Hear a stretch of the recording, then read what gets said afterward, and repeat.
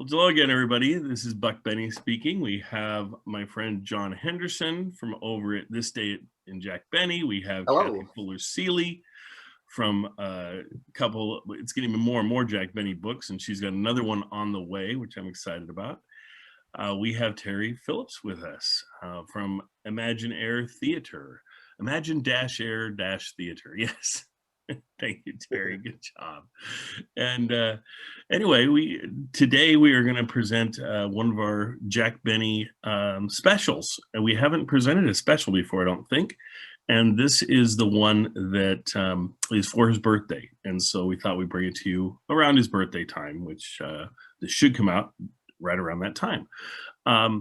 But before we get started, this is our first one getting together after Christmas. And so some of us had Darius Christmas presents. I'm sure John probably got the same present that I got in the mail, and I was surprised to get it. I was really excited to get it. It was this Jack Benny coffee mug that I got, International Jack Benny Fan Club.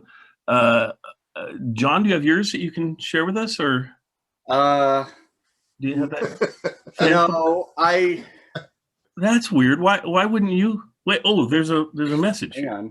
Let's just see what this says. It says, Buck, please accept this as a token of my appreciation for your many dedicated years of service in keeping Jack Benny's shows alive. As of now, only 3 of these exist in the world. I've kept one for myself, given one to the great Laura Leff, leader of the fan club, and you have the 3rd and only other one in existence. Oh my goodness, John. Somehow they left you off the list. That's just so sad. Anyway, maybe next year you'll deserve to get one. I'm not sure. Were you on Santa's naughty list? You know what? I think that she just knows that I have my own store. Yes, you do. Benny.com. You go to TeePublic, you can order exactly what you want instead of, you win this round. Oh, and I have to show you the mug. There's only one in existence of this one. This is one I made myself.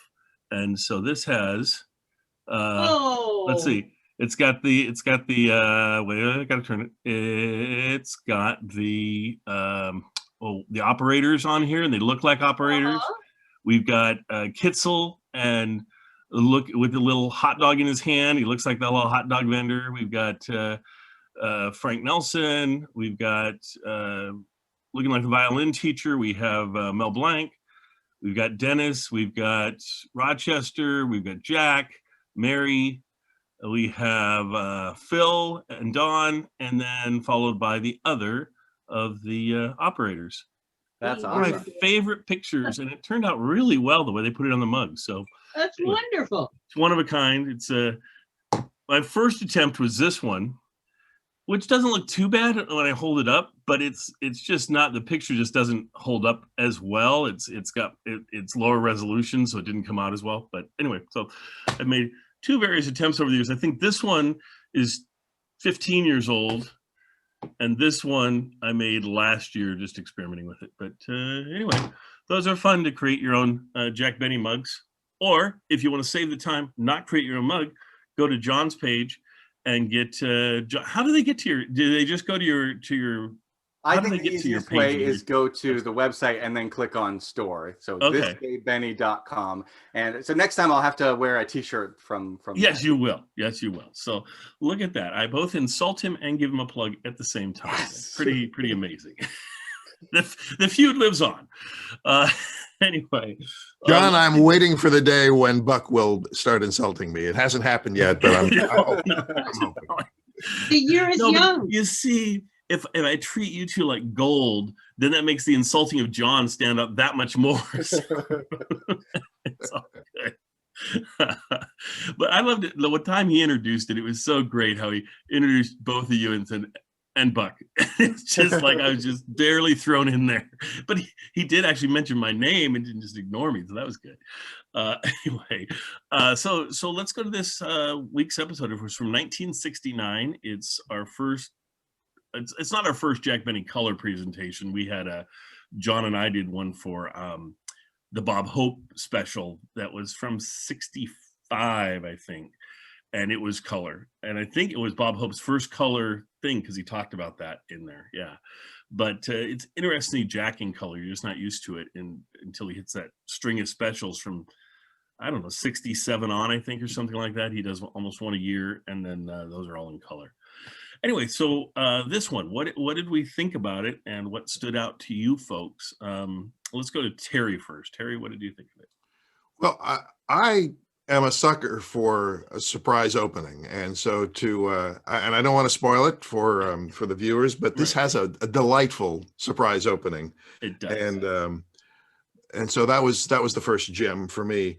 The second was later in the program. There's a singer named Ravant, and I know that Kathy will talk about him, but he makes a reference to not being famous, and he had been on the Ed Sullivan Show prior to being on this special. Jack makes a joke that is based on a falsehood, which is this is his first time on television, and he said, "No, I'd been on the Ed Sullivan Show," and Jack asked whether he was on the stage or in the audience. And what some of our younger viewers might not know, or listeners might not know, is that Ed Sullivan would, I think on almost every episode, point to somebody, introduce somebody who was sitting, somebody famous who was sitting in the audience. And oftentimes they were more famous than the performers on the stage.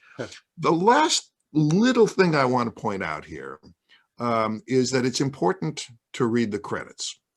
And in the middle of the credit roll, there was a credit for the two men who arranged and conducted the music for this special. And if I can do it here, I will play a clip of the television theme song that they composed, and that's why their names were familiar to me.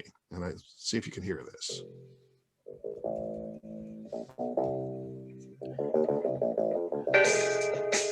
Barney Miller. Exactly. That's the theme to the Barney Miller theme song. Yeah. And it was composed by Jack Elliott and Alan Ferguson, who were the two men who arranged and conducted the music for this special.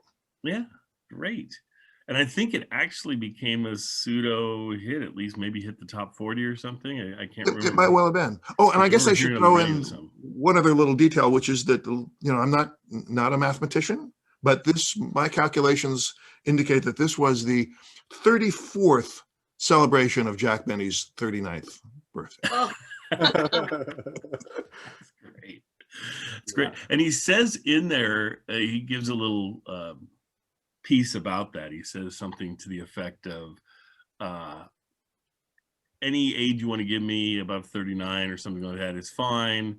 Anyone who thinks I'm younger than 60 or something, extra kudos to them or something. And then the tiniest of the fire chief girls go, 75. Yes. Well, the fire chief girls, let's mention them for a second. One of the smallest one is Pamela, I think it's Ferndon is her last name. She was the voice of Lucy in the Charlie Brown. She's the best known voice of Lucy probably in the Charlie Brown series. And there was multiple Lucys, but she was the longest running, I think. And then, and she's appeared in so many things. She has a wonderful Facebook page where she's constantly posting old stuff of her, and she responds to fans really well. And she's just a delight to hear talk about what it was like being with all these people. I mean, she does relate Jack being on Jack's show a number of times and shows that picture. I think she does it almost every year on his birthday is what she does. And speaking of the voice of Lucy, Lucille Ball sings on this episode, but it's not her voice. Oh no, that was her. That was definitely. Really? It sounded just like her, didn't it? I mean, it was possibly think it was someone else. My research indicates that the woman who sang for Lucy was Carol Cook, who was a close friend and protege, and also a redhead of Lucille Ball. We can place a gentleman's bet here. I'm going to say that was Carol Cook and not Lucy. It sure didn't sound like it. Sounded didn't sound like Lucy to me. Not even close. It was like so far. You would think you would get somebody that was in the neighborhood, and then she sang too well. I mean, if you're going to get somebody to be the person, get someone who can sing. But it was has a little trouble, because then you'll believe maybe it is that person. But it was Lucy doing her own dancing. Yes. Oh, yes. Oh, yes. Thank goodness. I couldn't believe. I mean, dirty old man that I am, or whatever. I couldn't believe Lucy's legs. I was like, oh my gosh! And what was she then? I don't. She and Mary Tyler Moore had great legs. Yeah. Lucy was 57. I looked it up to okay at that point. And there's a couple of Damon Runyon written movies that Lucy is in, and she sings in those ones too. But I gotta say, the lip syncing is better in the movies than it was in this special. Now, I swear I've heard her sing before, and she wasn't. Well, she was in the not Hello Dolly musical, but the Annie Mame or whatever, right? No, it's he was in Annie Mame. She's a matchmaker, right? So I can't remember at the moment. Hello Dolly. Oh, okay, yeah. Okay. So, but what she sing in there, was that her own voice? And that, I don't know. Yeah. Okay. Because she doesn't have a terrible voice, but it could have just been time to. Did she have the time to actually learn the song and sing the song and the whole thing? And she pretended to have a bad singing voice when she was on I Love Lucy. Oh yeah. She wanted to sing and nobody else wanted her to, but no, she had a very nice voice. Okay, that's why I kind of thought. Speaking of voices, how about our friend Ruvan? Ruvan was actually he grew up in Utah, and he was a child member of the Mormon Tabernacle Choir. He's got some name like, Bob, Ted, Fred Smith. It's a real name, but for some unknown reason, he takes Ruvan, Rouvaun. I love his singing of the Mr. Wonderful song with Jack, sort of preening. That was kind of good.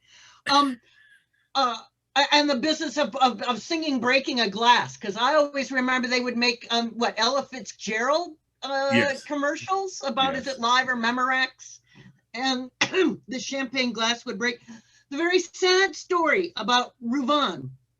He didn't really make it. I don't know if he played out in Vegas or what, but he didn't become a big media star. And the poor man died at age 43 in 1975. He sang so hard that he ruptured his esophagus. No way. Wow. Way. Says Wikipedia, and we know that must be true. That's always accurate. So can't believe that. Ruvan. Yeah, wow, too bad, Ruvan. But at least we have him preserved in this way forever, and we can see him. So there you go. John, anything stand out with you on this? Well, in this episode, there were some moments that were really great.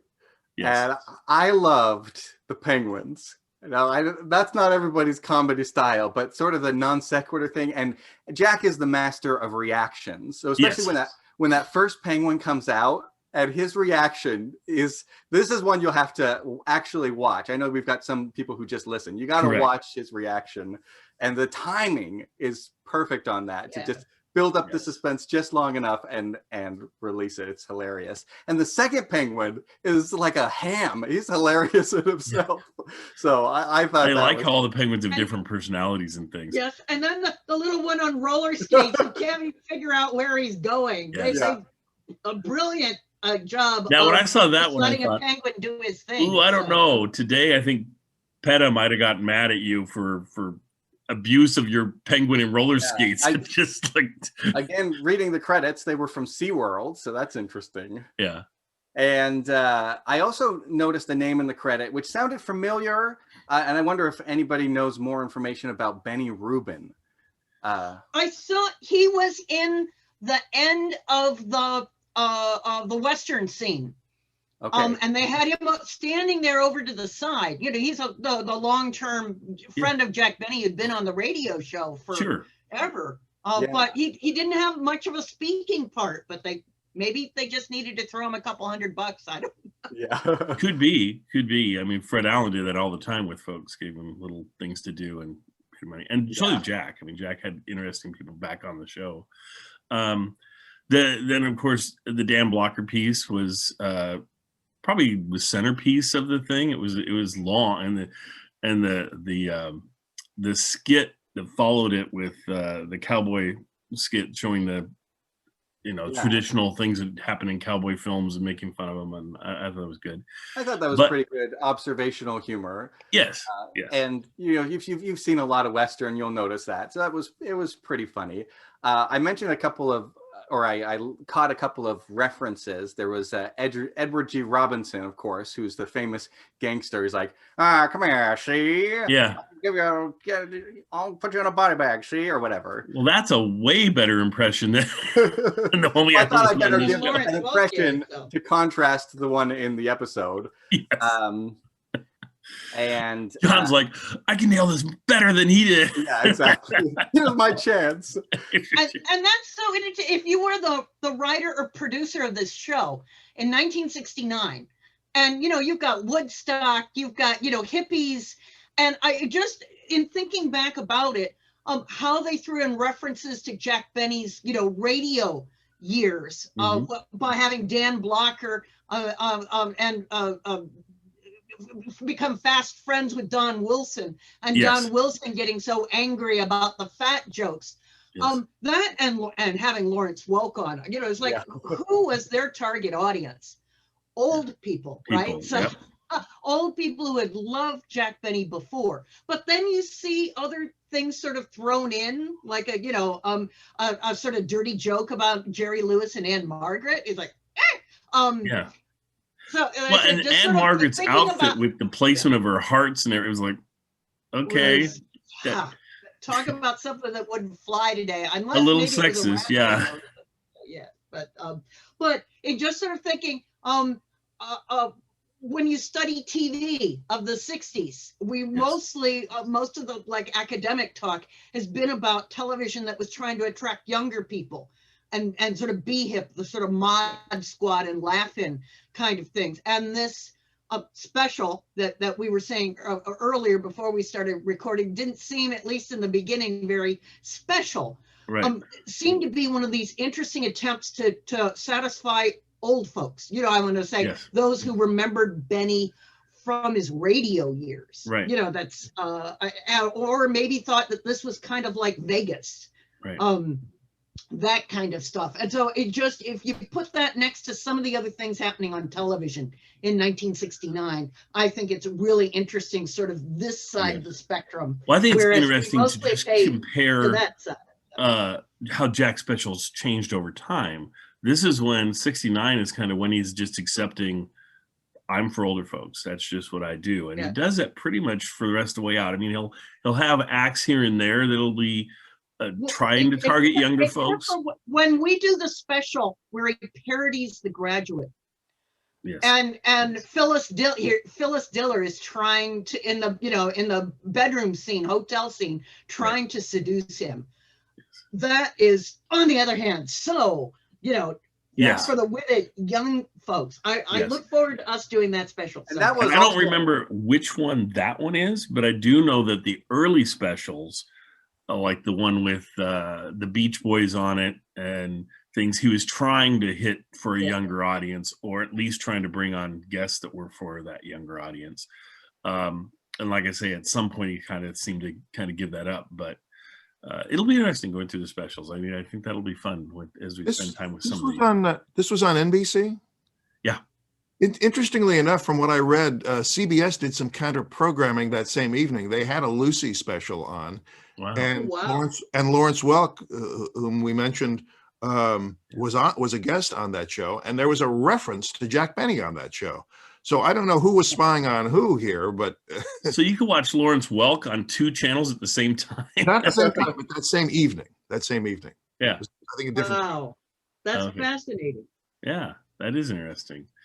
I was amazed, though. I'm always amazed with these specials how he crams so many guests in, and some of them have not too much to do because there's so many of them there. And then he also often has just a walk-in like Jerry Lewis was in this one. Right. He has the same thing with Frank Sinatra on one of them and some other folks. But you're right. The demographic was certainly not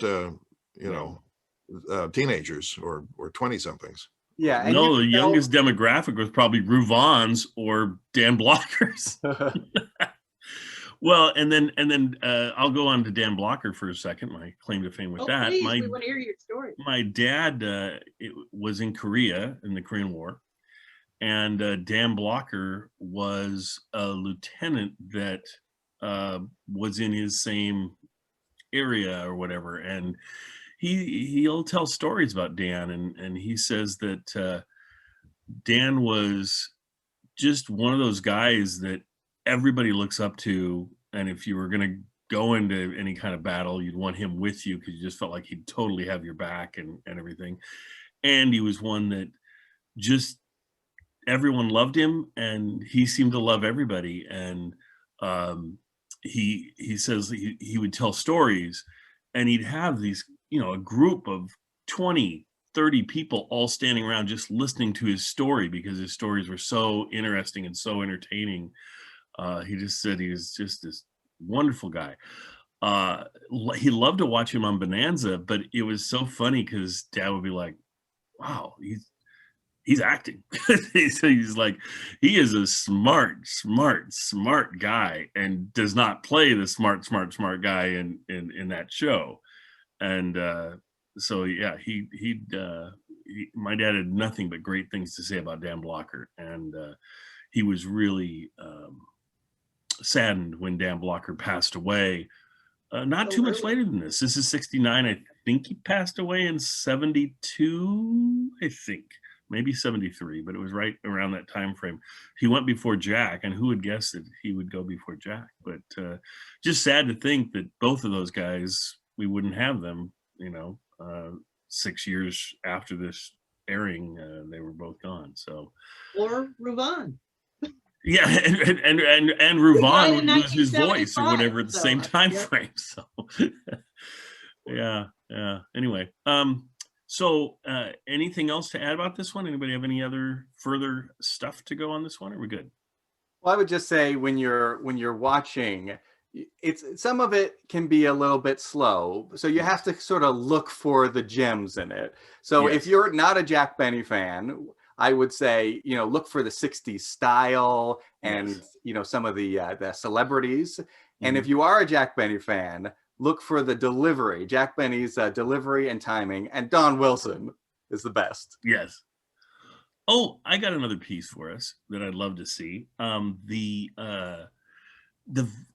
I don't know what they call that. At the very, very beginning, the very first thing you see is a card that says, and they say, "The Outsider will not be seen tonight." And The Outsider obviously starred Darren McGavin. I know nothing about the series, but just seeing the card, seeing Darren McGavin, seeing that it was called The Outsider, I'm like, I'd like to research more about that, see if there's any episodes available of that show and watch them. And every single special has that, where they're whatever show they're preempting. And so I'm always interested in this show because so many of the shows were not ones that are famous, or it's not like they're preempting Hawaii Five-0 or something. They're preempting, and probably the reason they're preempting these shows is because they don't have many people watching them. They're probably not all that popular of shows, so they just kind of drop it in there. But it might be the only time you've ever seen anything from this show that lasted one season or something. And so I just think that's always interesting. Terry, you look like you have a questioning face. Well, I was just trying to find The Outsider on IMDb, and it didn't show up in the a top level search. But I'm scrolling down to 1969, and there it is. Yeah, it was a series from 68 to 69, and a whole year.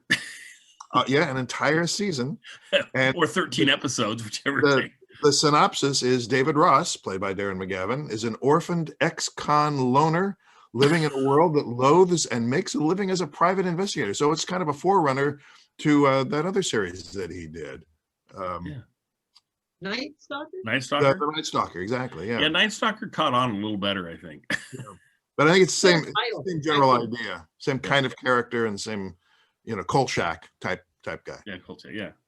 Kolchak, the Night Stalker. Yeah, I love that series when it was on. I just love Darren McGavin. I like him in everything. He was in a show that they put out I love how now you can get like entire runs of obscure series on DVD, you know, or whatever. And it was called Riverboat, I think. And it was from like the 50s. And it was the first acting job or first recurring role or whatever of Burt Reynolds. And so he and Burt Reynolds are in that together. And I just thought that was really cool. And then there was some kind of falling out between he and Burt Reynolds. Burt Reynolds, like, I want to say lasted half a season, and then they got rid of him. And I think the show ran for 2 seasons. And he went from that to being on Gunsmoke, I think, the following year, which was better for him and better for everybody, and really got Burt Reynolds known. And then he did Gunsmoke for 3 seasons. Then he was gone off of there and started doing movies and so forth. But, you know, there's a great show from the 50s starring Lucille Ball. It's called I Love Lucy. And if you haven't seen that, check it out. Really? That is it obscure? It must have run under a decade then, and one of those famous lost shows. Well, yeah. Well, but another thing that doesn't get studied enough is how prominent these one-off specials were on 3-channel television back in the day. Yes. Because when I have shown the Star Wars special to my undergrads, and they just can't imagine as bizarre a thing of that is happening, and to try and tell them, I can't imagine it either. Yeah, there used to be, but in the same way, Terry, that you've just mentioned, there was a Lucille Ball special on opposite this. And we don't have those kind of specials anymore. No. Everything must be a Netflix series. Yes. You know, it's a kind of a lost art form. The Yes. wacko, put all these people together and make up some excuse to celebrate something. I think the closest thing we have to it is probably Christmas specials now still that you have, and they're usually by like country music stars or something, and they'll do little skits and things, and it'll be somewhat reminiscent of these old specials, but still not the same thing. Terry, you were going to say something? No, I was just going to say, I think we should pitch the networks to revive a special. We'll have a Jack Benny special. I think that'd be great. Well, there you go. Since what is it? CBS has brought back the Sunday night movie. That's right. Where they like showing E.T. and other great new hits. Let's do that. Indeed. Yeah. It's like Fred Allen saying, "Bring back vaudeville." We'll say, "Bring back the one-off network special." Or just replay the Jack Benny ones. I mean, my goodness, they would. I'm sure they'd find a huge audience today. Maybe not. But I did want to say something about Lucille Ball that always stuck out to me. I mean, Jack's show ran a long time, 15 years in television, and not many shows have gone that long. And Lucy can't say that any of her shows have gone that long, but the whole time he's in television, Lucy is constantly on from 51 until 70, I don't know, 76, 75. I don't know when Here's Lucy went off the air. But every time she'd have a show that ran for like 9 years, and then she and Desi got divorced, and then she had her own show, the Lucy show, that ran for, again, 9 years or so. And then it changed to Here's Lucy, and that ran for, again, 9 or 10 years. So she had 30 years of shows. It was just 3 different shows that she had, 3 different titled shows. I don't know exactly. I don't even know why they changed from the Lucy show to Here's Lucy or whatever. But I at some point she had kids that were cast. Well, yeah, she had kids that were not her own kids playing her kids, and then later on, I think but I thought they came on even at the end of the Lucy show. But anyway, Here's Lucy was about her and her real life kids. Sure. May I tell you one Lucy and Jack Benny television story? Lucy and Desi very much wanted to have Jack on I Love Lucy. They were desperate to have him on, and he very much wanted to do it.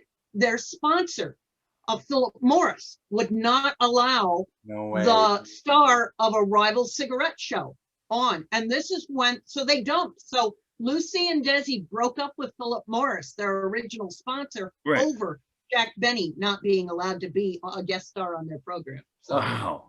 And they still never had Jack in I Love Lucy. He never appeared in any of the I Love Lucy's, nor that's why. Right. But I'm saying if they broke up with Philip Morris, you would. They could have brought Jack into it. Yes. Yeah, but it's probably the same time, which is a shame because I always thought, man, that would be if he I mean, certainly the time that Bob Hope appears on there is just a famous classic episode, and the time that Superman appears on there is amazing. Jack Benny would be forever remembered from the I Love Lucy's. Now, she does have him throughout her other series, which is lovely, but I mean, they just don't have the same classicness of if he had actually appeared with her and Desi and everything, but not to be. I do love the color version that she has on her show of them going to the vault. And at the time, the rumor or the variety story about it was essentially the most expensive episode of television ever made was the one with his vault, because they had the alligators and they had, I mean, it's pretty cool little episode if you watch that one.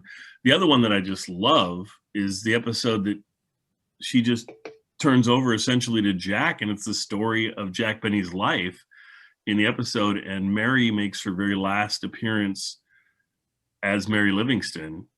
She doesn't, and she's not even in it. It's Lucy again doing her famous voice work where someone else speaks for her. She does one of Mary's poems or a letter to her mom. I can't remember. Letter to her mother. Well, now that one's on a special, isn't it? No, it's a regular episode of the show. Or maybe they did it again as a special too, but I know it's a regular episode of the show that I've watched. And so you see her dressed up as Mary, Lucy, but then Mary's voice comes out of her when she speaks. And I thought that was kind of a cool way to do that. We'll have to play that for listeners because you won't see Lucy and all you'll hear is Mary's voice and you'll go, oh, it's Mary. So it's all good.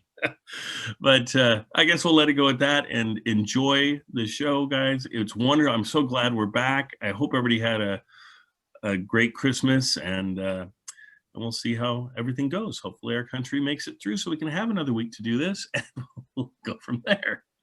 Anyway, everybody, bye, everybody. And we're out. No, we're not. It's not letting me out. The Outsider will not be presented so that we may bring you the following special program. Now, a special program in living color on NBC.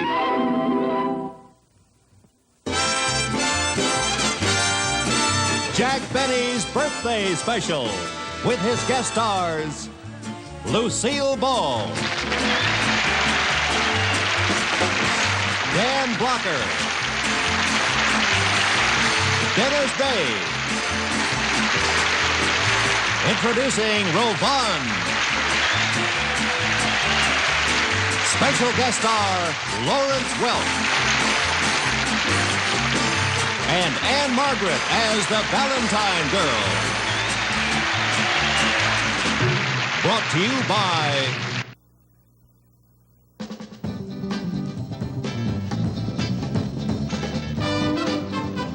Texaco, on behalf of Texaco retailers and distributors in all 50 states who say, fill it up with Texaco Sky Cheap, the gasoline that can drive down the cost of driving and save you money. And now, the star of our show, Jack Benny.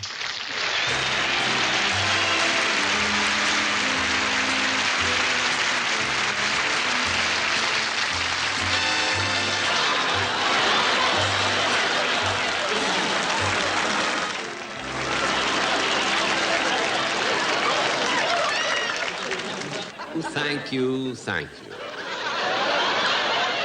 I'm Jack Benny, and I welcome you to my special. I'm so glad you tuned in, because on tonight's show, I'm celebrating my birthday. And we'll get started in just a minute. But first... The John Hamlins of Malibu, California are leaving this morning on a cross-country vacation. They'll be able to get whatever their car may need with the one credit card that really gets around.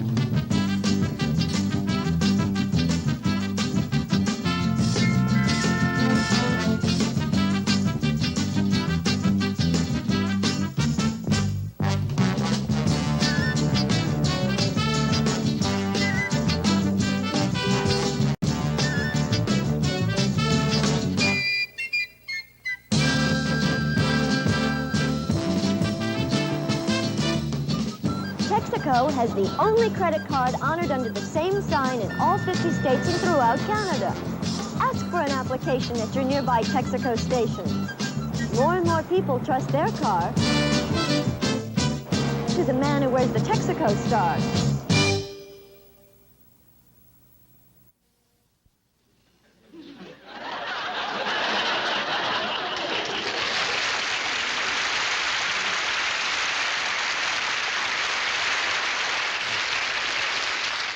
Now, as I said before, on tonight's show, I'm celebrating my birthday. And doing a show about such an important event gives me a chance to, I can't ignore it any longer. I know you're waiting for an explanation why someone else came out when I was introduced. Well, it wasn't my idea. My writers thought of it. But I'm going to take most of the credit because when they told me what they wanted to do, I liked it. And when they told me to get someone who is hip, cool, and a real swinging cat, I immediately thought of Lawrence Welk. Now, I wanted to talk to Welk personally, but I didn't know where he lived, you see. So I jumped into my car, bought one of those maps to movie stars' homes, and I was on my way. But in the dark, the guy handed me an old map, and I found out that when I arrived at the address, it is now one of those places that sells fried chicken. Now, fortunately, the colonel was there, and he told me that Lawrence Welk lived 2 miles up the hill. So I thanked him, licked his fingers,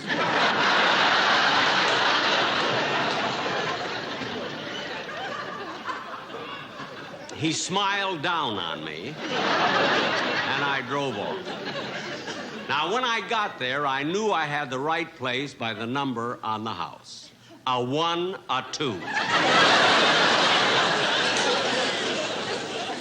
So I pressed the button on the electric gate, and a voice said, "Who is it?" And I said, "It's Jack Benny." Now, apparently, I pressed the wrong button because when I said it's Jack Benny, the sprinklers came on. So while I was standing there with my suit slowly shrinking, the colonel came up delivering an order. So while I engaged him in conversation, I tied a message to the leg of a chicken. Fate must have been with me because with 20 pieces of chicken in the bucket, Lawrence choked on my message.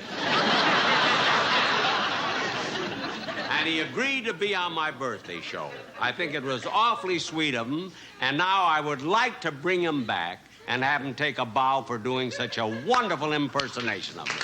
Lawrence Welk, ladies and gentlemen. It's great to have you. It's nice to be invited to your birthday party.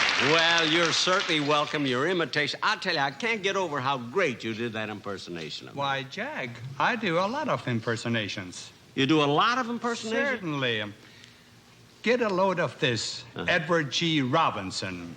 Edward G. Robinson, huh? Now, look, you guys, you keep muscling in on my territory, and I'm gonna let you have it, see?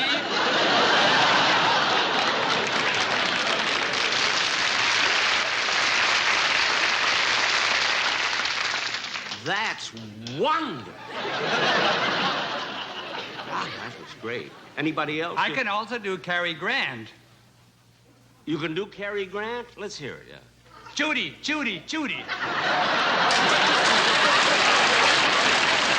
can't get over it. But look, I must ask you something, though.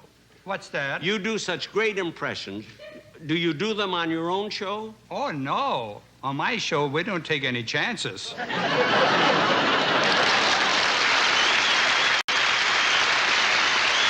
Well, he must be right. He's always in the top 10. Let's see, J. Paul Getty, Onassis, me. Oh, well. I better get on with the show. And now, ladies and gentlemen, on tonight's special.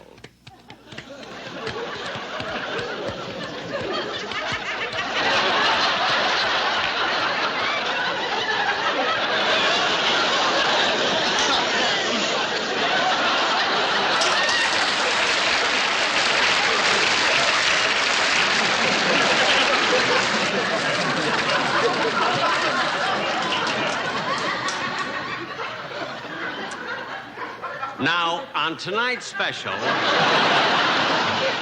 we have some wonderful guests who are here to celebrate my birthday. And I know what you're all wondering, but I'm not going to tell you. Anything you want to guess over 39, you're on your own. Anything you want to guess under 60, bless you. But I don't care how old you think I am, because age is actually a condition of the mind. For instance, take Maurice Chevalier. He just celebrated his 80th birthday. Now, there's a man 80 years old, and with him, every little breeze still whispers Louise. With me, I catch a cold. Now, a lot of people who think they know my real age ask me why I don't retire. They say to me, what do you do with all your money? You don't have a yacht, you don't have a jet plane, you don't have a string of racehorses. What do you get out of all of your money? Well, the answer is simple. 7%.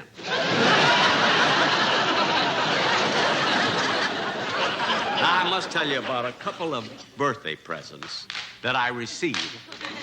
One was from George Burns, a friend of mine. Pardon me. Yes, sir. Did you see some penguins?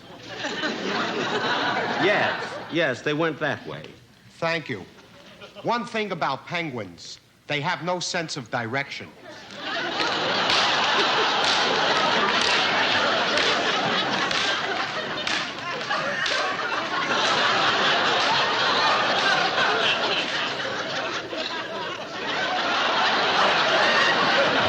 You know, on some shows, that information alone could win you a refrigerator. Ladies and gentlemen, on this particular show, I must say I'm very fortunate in having Jack. Oh, Lucy!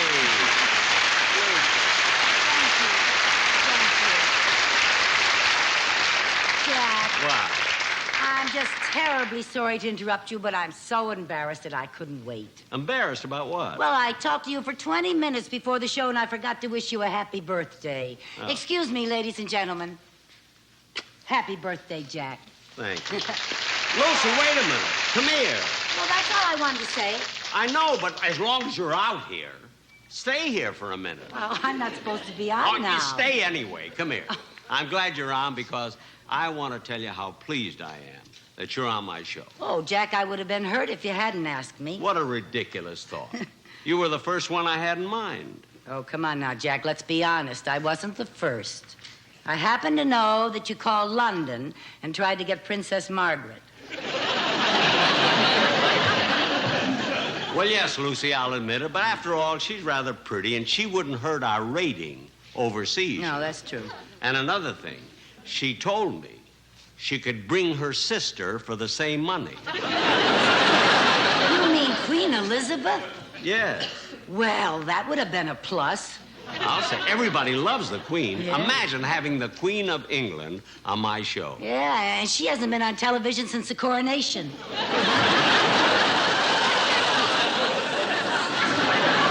That's right. And that was a daytime show. Yeah. Who was the sponsor? Well, it must have been some margarine company, because suddenly there was a crown on her head. Say, that's good. That wasn't even in the script. No. Did you just think of that? No, last night I had dinner with Lawrence Welk, and I found it tied to the leg of a chicken.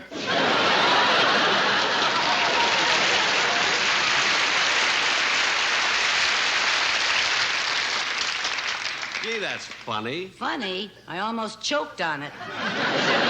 Lucy, that's very strange. Well, if you think that's strange, when I rang the doorbell, the sprinklers came on. Now, okay, I'll see you afterwards.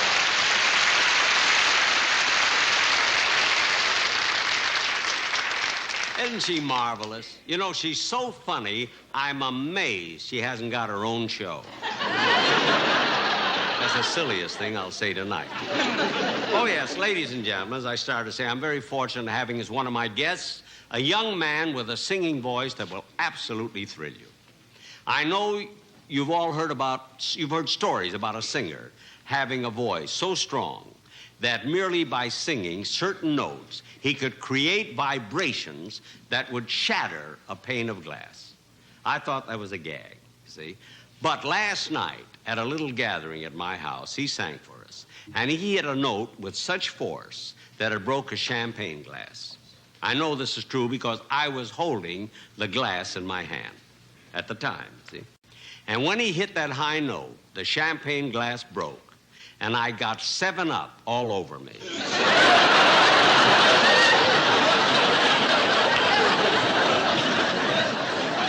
Ladies and gentlemen, this is his first appearance on American television, Rovan.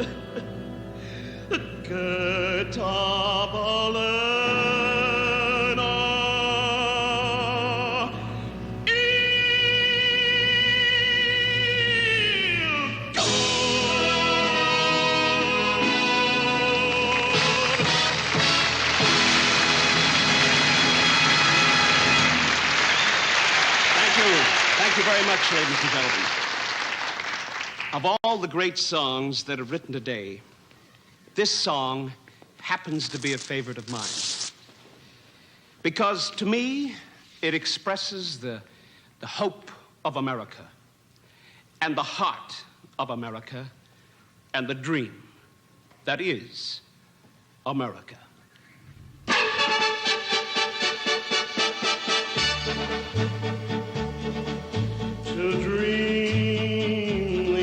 Impossible dream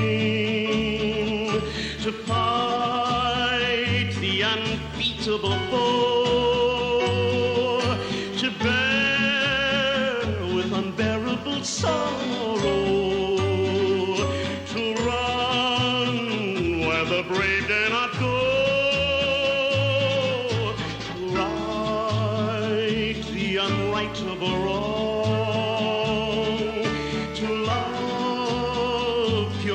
Chase from afar, to try when your arms are too weary, to reach the unreachable star. This is my quest, to follow that star, no matter how hopeless, no matter how far, to fight for the right without question or pause, to be willing to march into hell for a heavenly cause.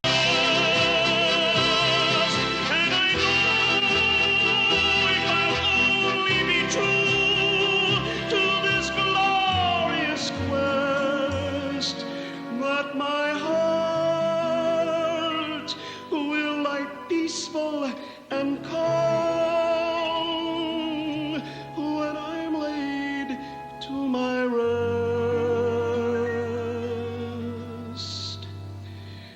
And the world will be better for this, that one man scorned and covered with scars, still strong with his last ounce of courage.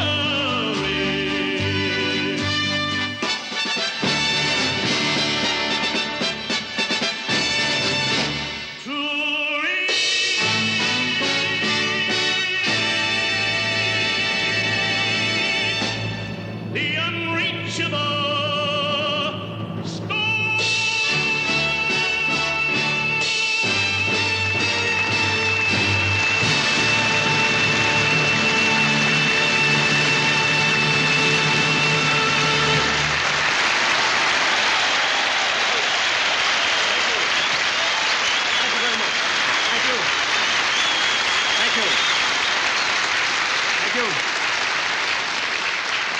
Rowan, that was great, just wonderful. I'm glad you sang Vesta La Juba, that same song you sang at my apartment last night, you know? Well, thank you, Mr. Benny. And I also appreciate your inviting me to your house for dinner last night. It was a pleasure having you. Oh, and here's $1 for that champagne glass I broke. Oh, you don't have to do that, for heaven's sakes. No, please, Mr. Benny. I insist on paying for it. Oh. Well, then it was $3. $3?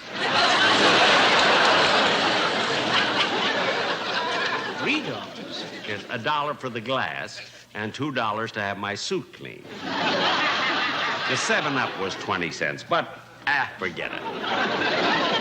Now, Rowan, I was telling the audience that this is your first appearance on television. Isn't that right? No.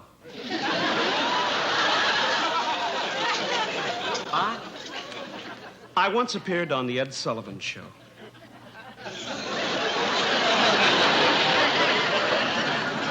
Well, on the Ed Sullivan, well, were you on the stage or in the audience? Oh, on the stage. I'm not important enough yet to be in the audience. Well, Rowan, just keep on singing, and someday you will be, you know. Gee, I hope so. I understand it pays more. You mean it pays more to be in Ed Sullivan's audience than being on a show? No. It pays more to be in Ed Sullivan's audience than being on this show.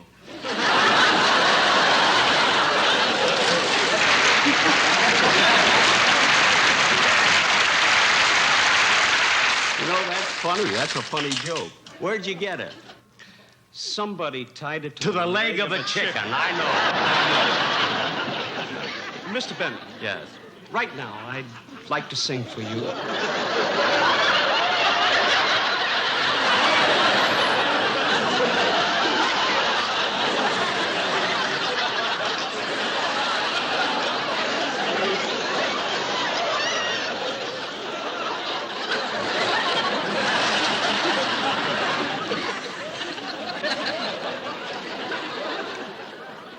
You know, one thing about penguins, they have no sense of direction.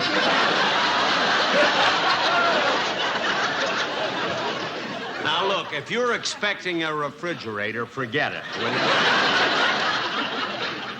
Now, what was it you were about to tell me? Well, Mr. Benny, since this is your birthday, yes, there's something special I'd like to sing, just for you. For me on my birthday? Yes. Would you mind sitting over here, please? Gee, right here, huh? Yes, right there, please. The lyrics will tell you how we all feel about you. Gee, I didn't expect this.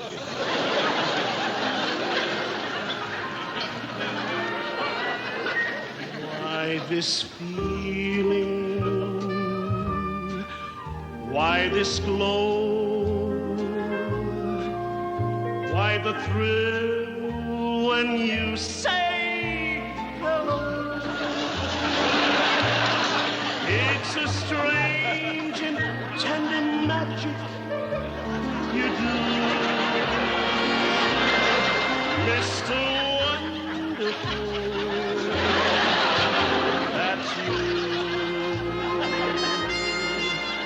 Oh, there's much more I could say, but the words keep slipping away, and I'm left with only one point of view. Mr. Wonderful, Mr. Wonderful, Mr.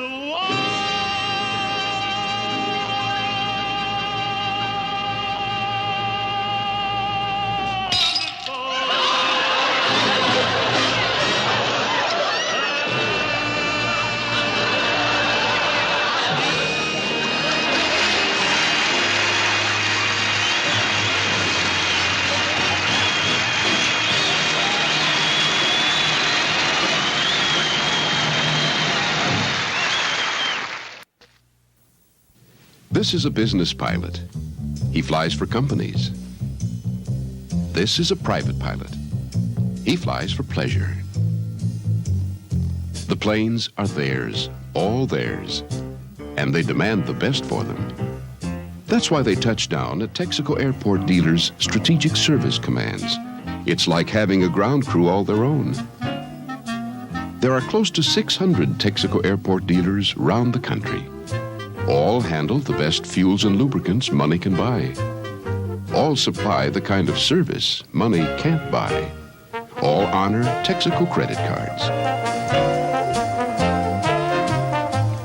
The Strategic Service Command. They make the business of flying a pleasure.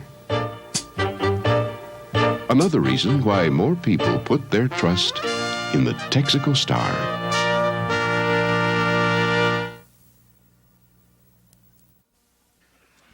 And now, I would like to introduce my next guest, who is one of the stars of that great Western television show, Bonanza. Ladies and gentlemen, Dan Blocker.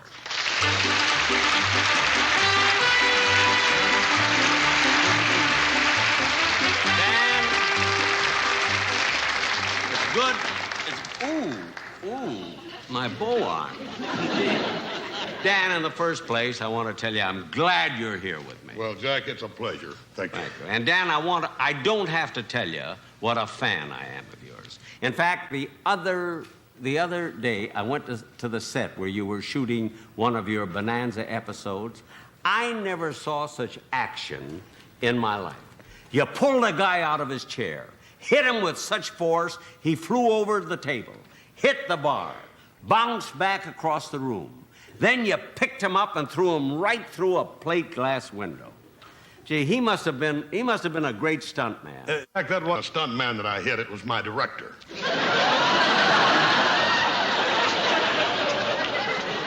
Your director? Yeah, you see, he wanted me to do a lot of violence in a scene, and I just don't believe in that.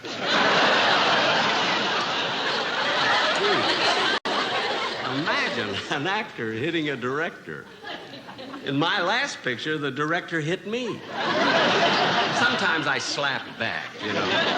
But Dan, how come you talk about being nonviolent, and yet you wear two guns? Oh, I wouldn't be without them, Jack. What? Oh, no, we Cartwrights are always ready. We're always prepared. If a bad guy comes into town and starts some trouble, we don't hesitate. We draw. Yeah. We aim. Yeah. We fire.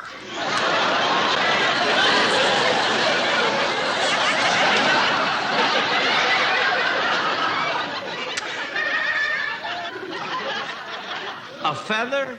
Yeah. You see, on the Ponderosa, we tickle them to death. Well, I'll admit, when a guy dies laughing, you can't call it violence. Where'd you get an idea like that? The Harper Valley PTA. Oh. Well, tell me, Dan, I want to ask you something. How long have you been with Bonanza? Jack, we're in our 10th year. Imagine 10 years. Yes, and I'm very grateful. It's given me everything that I ever wanted. Well, that's nice. And I understand, Dan, you live very modestly. That's right, Jack. We have a small ranch out in the valley where we raise Black Angus cattle. It's been just wonderful. And I'd be the happiest man in the world except for one thing. What's that? Well, you see, every time we drill for water, we strike oil.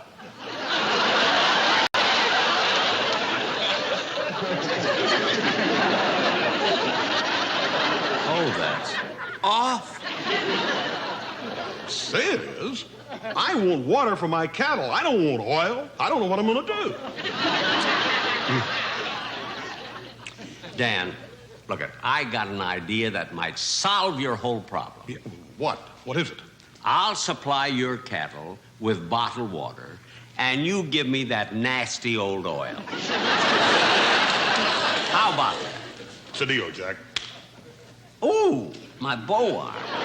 Well, with all that oil, I won't need it anymore. Jack, let's quit stalling. Now, let me have it. Let you have what? Jack, I know why you invited me to be on your show. I weigh 280 pounds, and you want to use all of those old fat jokes that you used to use on Don Wilson on me. Dan, I had no intention of doing that. No? You mean you're not going to ask me if these are all my chins, or am I just chewing on a Venetian blind? Of course not. I wouldn't do that to you. How about where you tell me I have to move out of Long Beach to make room for the Queen Mary? I never did say that to Don Wilson. I know, Jack. I made that one up myself. Oh, you... Well, Dan, I'm sorry to disappoint you, but I had no intention of using those jokes on you. Now, in the first place, they wouldn't fit. They're perfect for Don Wilson because he really is a sort of a big, fat tub of lard. But hold it just a minute there. Don, I didn't know Don Wilson was in the audience.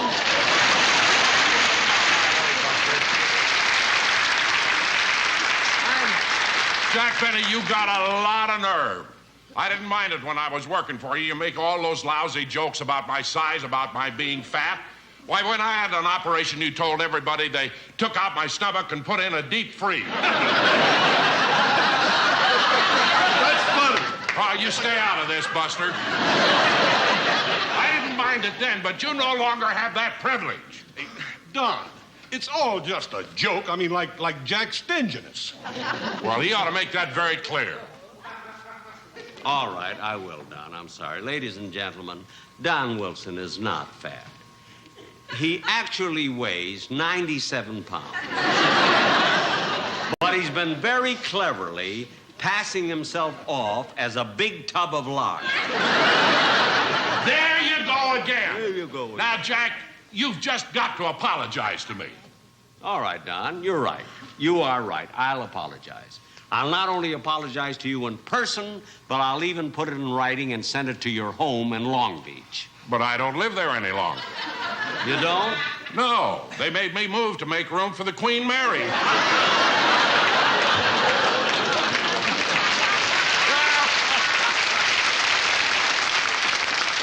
Now, wait a minute. Wait a minute, Wilson. That's my joke.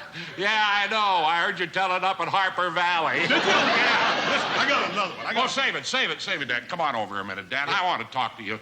I got a great idea, Dan. Yeah. Why don't you and I do an act together where we tell fat jokes about each other? Hey, that's a marvelous idea, Doc. Yeah, just you and I. Huh? Right. Oh, we don't need that old man.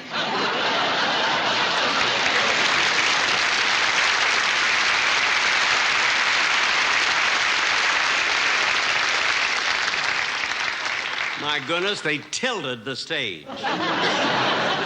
But you know, it was nice seeing Don Wilson again. I haven't seen him in about 3 years. In fact, the last time I saw him...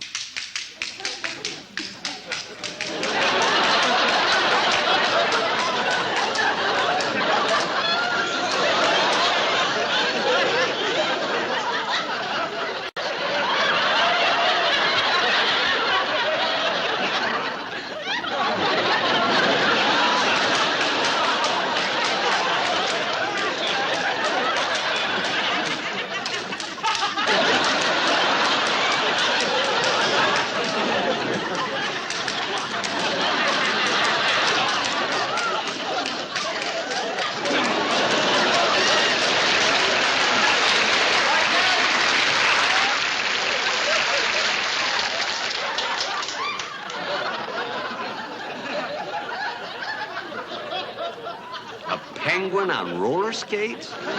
Well, he must have gotten them for his birthday. You know, ladies and gentlemen, the reason I wanted Dan Blocker to be on this show. Hello, Mr. Benny. Remember us?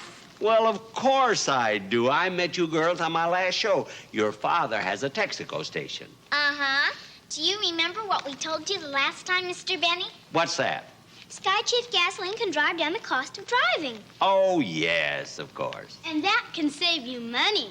And that's because Sky Chief keeps deposits from building up on valves better than any other leading gasoline. I remember. Since tonight is your birthday, our daddy asked us to give you this present. Oh, my. It's an invitation to come in for a free tankful of Texaco Sky Chief gasoline. Thank you. Our daddy gave it to you because you're the only man who buys 1 gallon at a time. He'll try anything to get you to fill up. I knew it. Oh, Mr. Benny, how old are you now? Well, now, why don't you... How old do you think I am? Oh, I don't know. 41, 42. Well, honey, that's awfully sweet of you, but I'm a little bit older than that. Guess again. 75.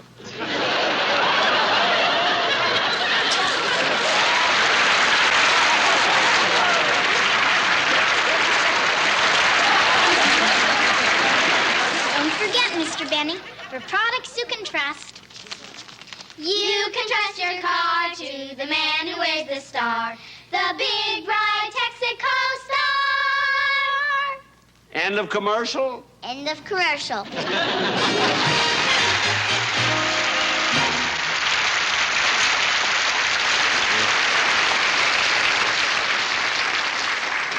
You know, ladies and gentlemen, the reason I wanted Dan Blocker to be on this show is because I thought I was going to do a satire on a Western. Then I realized it is almost impossible to do it because a Western itself is a satire. And the stories are always the same. A couple of characters will step out of the saloon, the wind will be blowing, a lonely tumbleweed will come rolling down the street. One tumbleweed, you see. Then, and you'll recognize the tumbleweed. It's been in a lot of Westerns. Then there's a bad guy that comes in. You know, the tough guy. He always has a rough nickname, a tough, like Deadeye, or the Sundown Kid, or Ringo. Now, why did he come into town? He's gunning for the sheriff. And it's always for the same reason. The sheriff killed his brother. It's never a cousin. It's never an uncle or a nephew. It's always a brother. Remember that when you go to see a Western. Eventually, the bad guy finds the sheriff, and there's a shootout, which is the opposite of a love-in. Now, whoever gets shot, they just let him lie there. They never send for a doctor. You folks have seen that 1,000,000 times. A crowd gathers, but nobody sends for a doctor. Let me show you what I mean.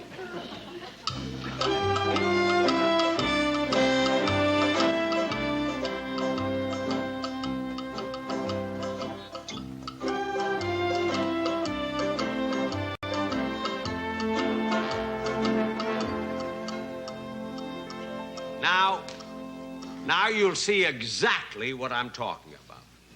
Awfully quiet town, ain't it? Yeah. I don't blame the folks for staying off the streets after what happened in Dodge City last night. Well, the sheriff was right. The kid had it coming to him.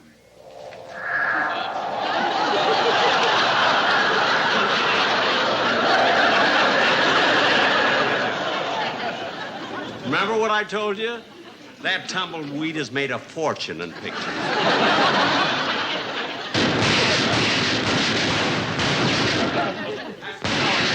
That's the fella I was telling you about, the bad guy.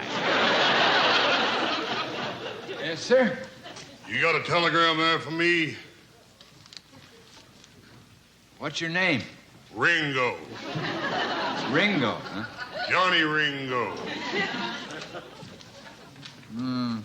There's a telegram for Deadeye.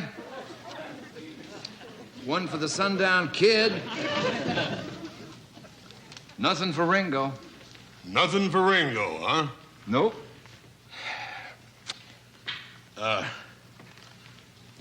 Look under Irving Pincus.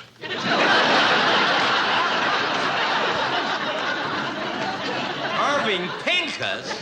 That I don't understand at all. Where's your sheriff at? He's in his office. Go tell him that Ringo wants to see him. Ringo? Yes, sir. Get a load of this. Wait, folks, wait till you see this.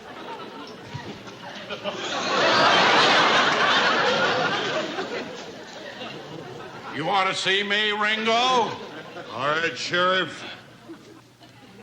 Go for your gun. What for? Because I'm going to kill you. Why? Because you killed my brother.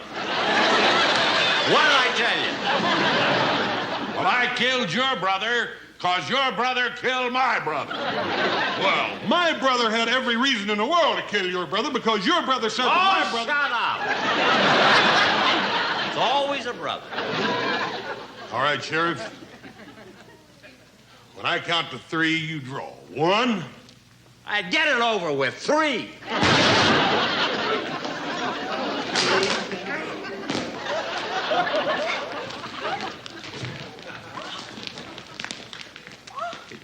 You hurt bad, Sheriff? We'll catch that Ringo if it's the last thing we ever do. You're darn right we will. Well, it's about time somebody cleaned this town up. Send for a doctor. We'll form a posse and start out in the morning. Send for a doctor. With men like Ringo around, this town ain't safe anymore. I'll say it ain't safe. Wouldn't you think that somebody would call a doctor? Please, call a doctor. What do we get for the next sheriff? We'd better wire Dodge City. Wait a minute. The big tub of lard isn't dead yet. Call a doctor. See what I told you? It happens all the time. Now here's a Western situation I never believed, and that is where the 5 Dalton brothers, all deadly killers, have just broken out of jail and are heading for town to kill the sheriff, who sent them to prison, and he is ready for them. Now, get a load of this if you want to see something. Sheriff? Well, Sheriff.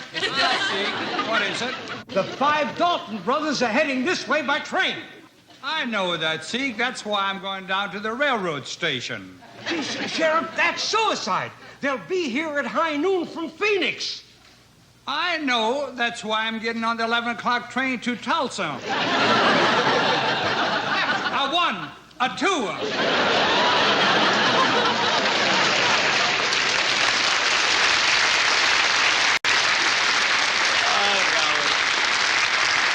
You know, I hate to see him go.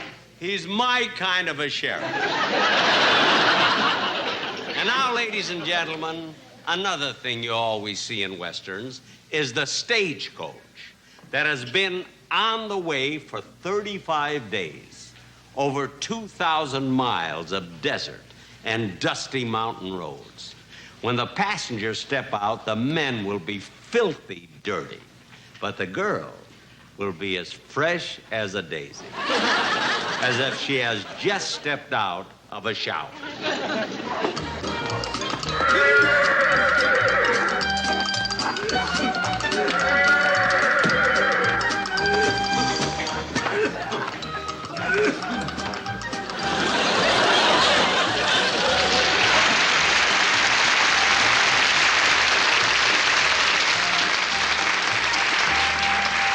Didn't I tell you, fresh as a daisy? Oh, my my throat. It's hot. What happened to the water? I used it to take a shower. You used all our water to take a shower. Yeah, now you're complaining, but while I was taking it, you were whistling and applauding. All right, everybody out of my way. You know what's good for you. Come on. Wow. You're a new gal in town, and you're beautiful. I want a kiss. Stay away from me. Oh, now, come on, little lady. Give me a kiss, huh? I warn you, stay away from me. Oh, now,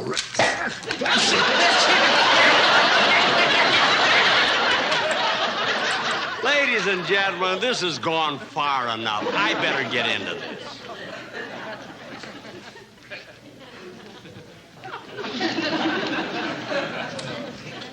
Howdy, ma'am. Howdy. Are you the new school marm? Yes, I came all the way from Boston, and I was told I would be met by the sheriff. Well, little lady, I got some bad news for you. The sheriff was shot by Ringo. Ringo? That's my brother. Your brother? What's your name? Priscilla Pincus. Wait, folks, you haven't heard anything yet. So you're Priscilla Pincus, the new school marm, eh? Yes, I am. Oh, no, you're not. You're Lucille Latour. I remember seeing you when you were singing and dancing on a riverboat on the Mississippi. Oh, please, please don't give me away. I came out west to start a new life and forget the past. Forget the past? Are you kidding? You were sensational. You were one of the greatest performers I've ever heard. You really mean it? Mean it? I'll say I mean it. Let's see, what was that number you used to do? There's a cue for a song if I ever heard one.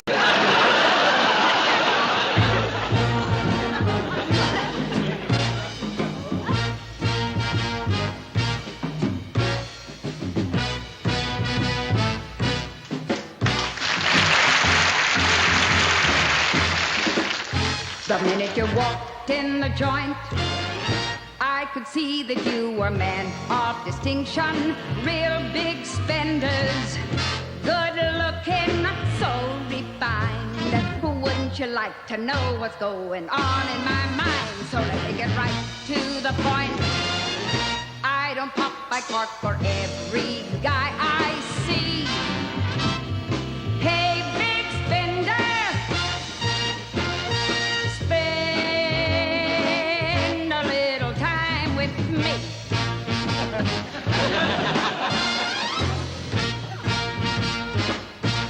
Wouldn't you like to have fun, fun, fun? How's about a few laughs, laughs? I can show you a good time. Let me show you a good time. The minute you walk in the joint, I could see that you were men of distinction, real big spenders, good looking, so refined. Wouldn't you like to know what's going on in my mind?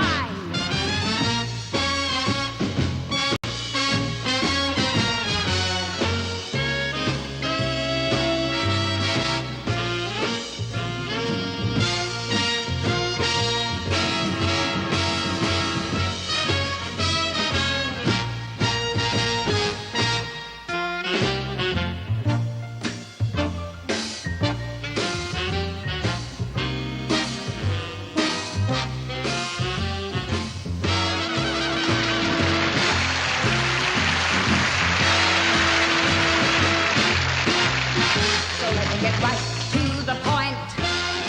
I don't pop my cork for every guy I see.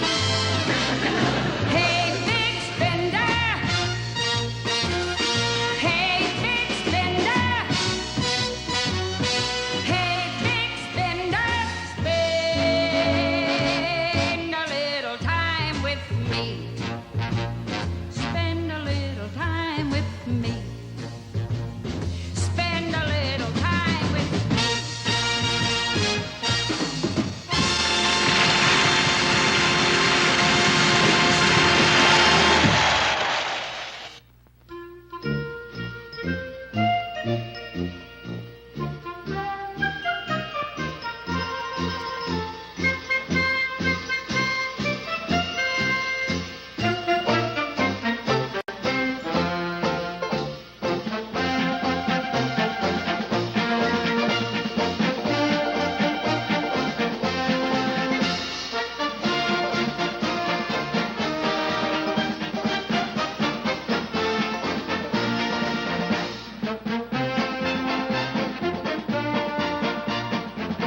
If you own a boat, you'll be happy to know there are more Texaco marinas than any other kind.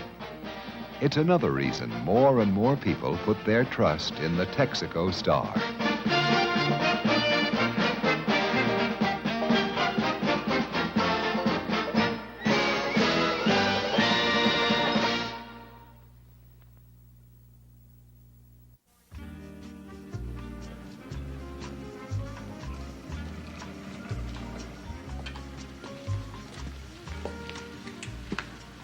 Hi, Joe. Oh, it's you, Mr. Benny. Happy birthday. Thank you. What's the matter? Nothing. I'm a little tired, that's all. Oh. Good night. Good night, Joe. Good night.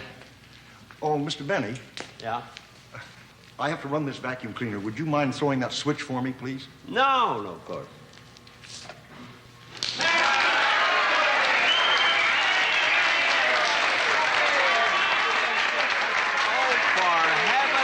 A birthday party. And look at that beautiful cake. Oh, my goodness, a birthday party, a surprise party for me. I can't get it. Send for a doctor. Happy birthday, Mr. Benny.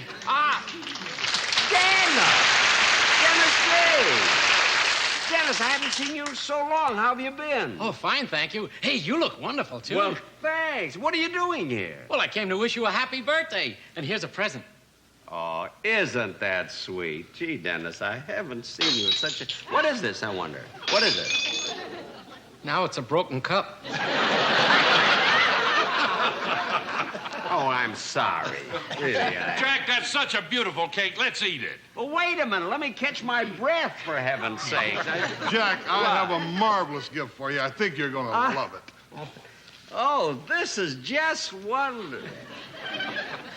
What is this? That's a charm from the Ponderosa. It's beautiful. But what is it? Well, that is the wisdom tooth of an enraged buffalo. No. Well, thank you, Dan. I'll always keep it because I know I won't be able to give it away. I gave him a broken cup. I said I was sorry. Jack, we all have presents for you, but why don't you open them after you cut the birthday cake? That's a good idea, and I'll start the bubble machine. That's wonderful. That's really wonderful. Easy with that now.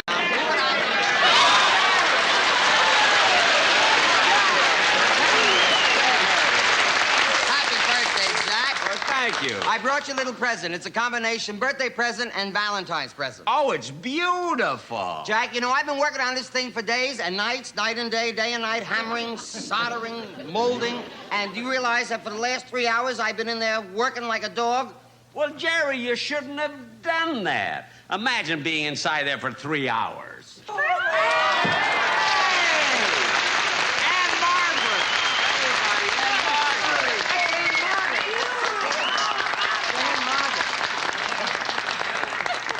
I told you to wait in the heart. You mean for 3 hours you've been in there with Jerry Lewis? What have you been doing?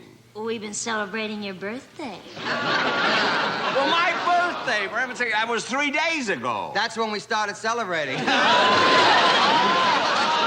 Jack, cut the cake. I'm hungry. Wait a minute. Look, before we cut the cake, I want Rovan to sing my favorite song, and I want to accompany him on my violin. Now,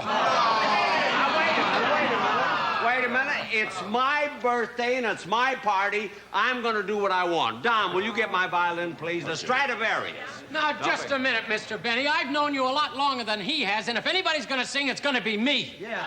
But Dennis, wait a minute. Rovan is my guest. I don't care. I sing as good as he does. Oh, thank you, Don. Dennis, don't be ridiculous. Jack, What? if he wants to sing, let him. Well, okay, kid, what do you want to sing? Your favorite number, Cuando Caliente el Sol. Okay, all right. I gave him a broken cup. Cuando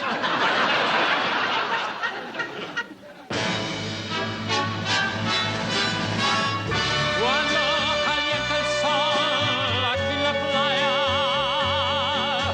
siento tu cuerpo vibrar cerca de mí.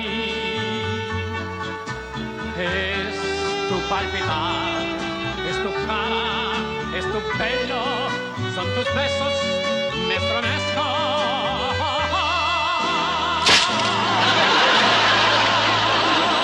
When we are apart, no, when you're near me, love me, as I love you. Don't give me your love for a moment, for an hour. Love me always as you love me from the start.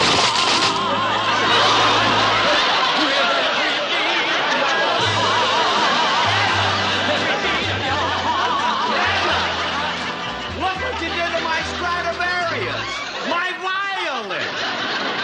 Jack, if you think that's bad, look what's happening to the birthday cake.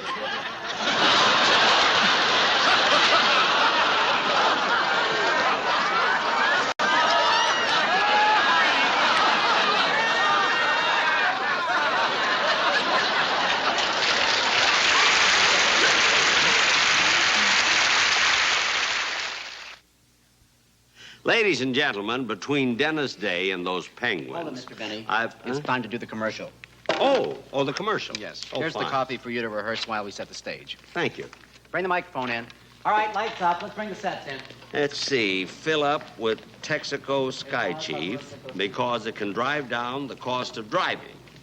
Can save you money. So you really should fill up. Remember, it will pay you to fill up because Sky Chief keeps deposits from building up on valves better than any other leading gasoline. So, ladies and gentlemen, get Texaco Sky Chief and tell the man to fill it up. Yes, sir, Mr. Benny. Fill it up.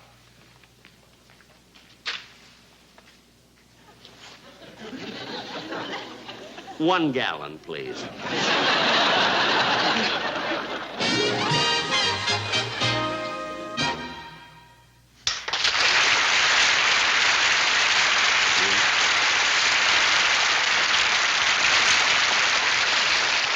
Well, that's it, folks. Somebody handed me a wire just as I came on from my very good friend, George Burns. It says here, Dear Jack, happy birthday, and I didn't know you could send a wire like this. Oh. Anyway, I want to thank all of my guests for being on my show. And Lucy, come back here a minute, will you, please?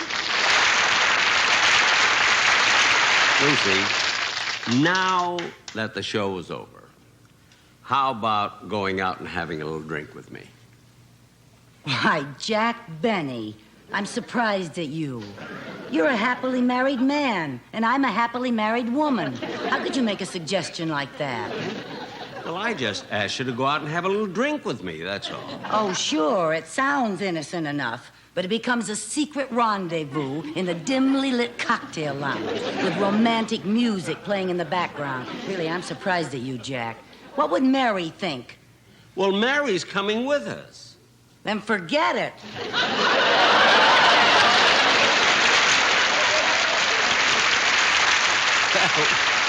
That's my show for tonight, and I hope you enjoyed it. And thank you all for coming to my birthday party.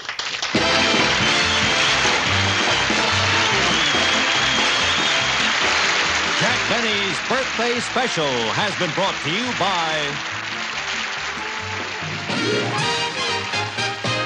Texaco! Makers of Texaco Sky Chief. The gasoline that can drive down the cost of driving and save you money. So fill it up, Jack. Mr. Benny. More and more people trust their car to the man who wears the Texaco star.